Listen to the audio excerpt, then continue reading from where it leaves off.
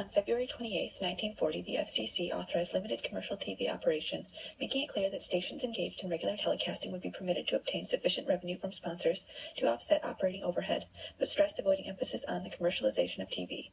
On April 30, 1941, the FCC adopted TV engineering standards developed by the National Television System Committee and saw TV as ready for commercial licensing.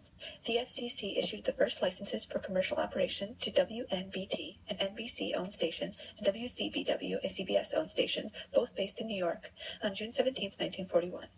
To prevent either company from gaining the advantage of being first, the licenses took effect on July 1st at 1 p.m. The first official paid advertisement to appear on American commercial television occurred on the New York station WNBT, prior to a baseball game on July 1st, 1941, between the Brooklyn Dodgers and the Philadelphia Phillies.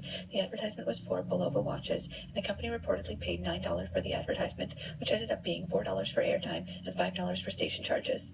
Early networks consisted of three primary independent companies, NBC, ABC, and CBS, who operated by paying local station affiliates to supplement a portion of their local programming with a lineup of network shows.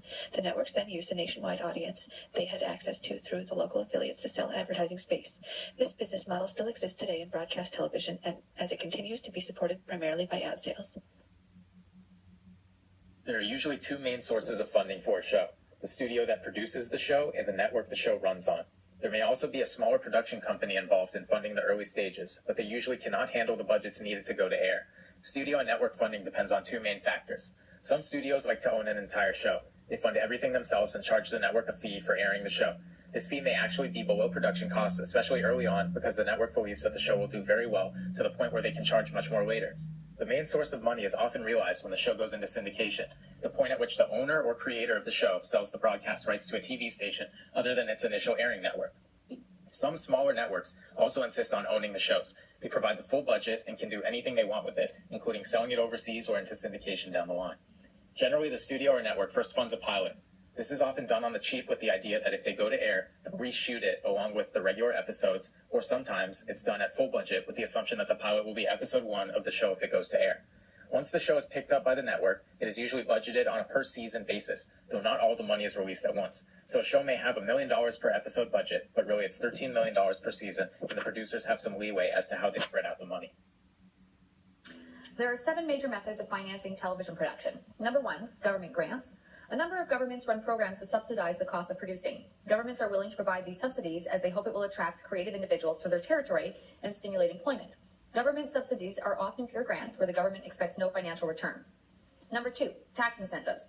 Some U.S. states and Canadian provinces offer between 15% and 70% tax or cash incentives to entice productions to shoot in their state or province. In order to qualify for these tax incentives, there are different stipulations, such as hiring a certain percentage of local crew and or above-the-line personnel. Each state and province differs. There are 2 types of tax incentives, transferable and refundable. Refundable would be the most desirable, as the transferable credits need to be brokered and used by a local tax-paying resident or company.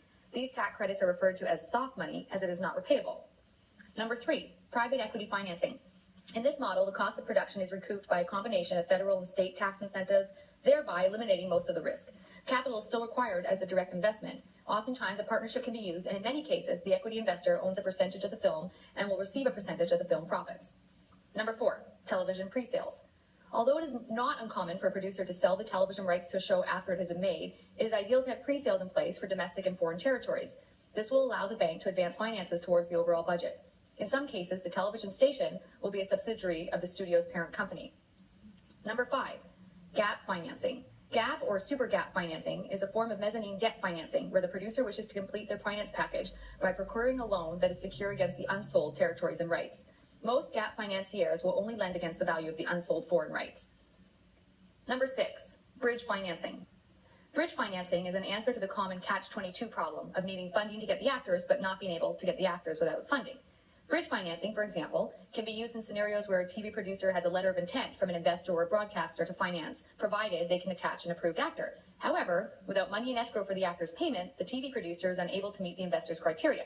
In this instance, a short-term lender can provide a bridge loan to secure the actor with the LOI as collateral. Once the actor's payment is in escrow, the equity investor would be triggered, and the bridge loan would be paid back with a small interest. Number 7, television deficit financing.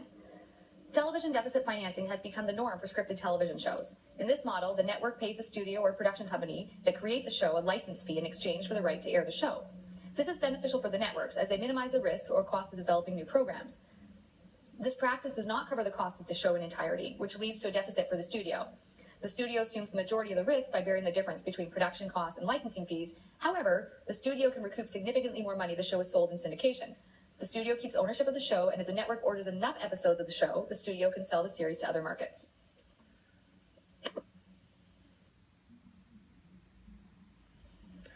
Talking about the financiers and their major concerns, there are two core group of financiers, debt and equity. They are starting to adapt at different speeds. While debt financiers appears to be growing more comfortable with financing television productions, equity financiers may remain hesitant to enter the financing arena until more independent producers are proven successful and the potentials for syndication deals are established. Television debt financiers, that is bank, funds, individuals, are generally the same group that provide debt financing for independent film. The major points of concern for debt financiers are that it is hard to get bond company support due to multiple deliveries on time. Bond companies tend to have difficult bonding television production because they are not accustomed to making multiple episodic deliveries confined by a tight delivery schedule. This generally works for films because the completion guarantor usually only makes one delivery to each distributor and there is some cushion to adjust the delivery date.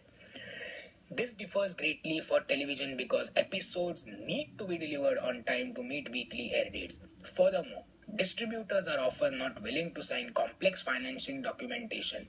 This demonstrates another difference between film and television distributors. Film distributors are accustomed to debt financing documentation.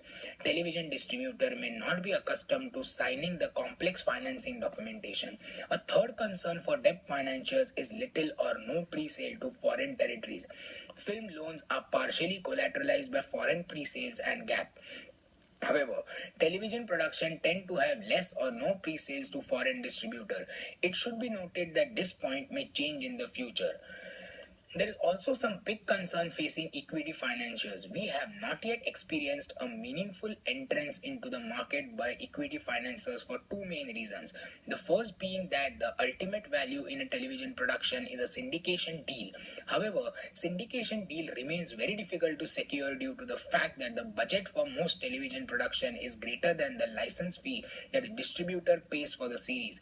Oftentimes, productions operate at a deficit until a syndication deal is in place.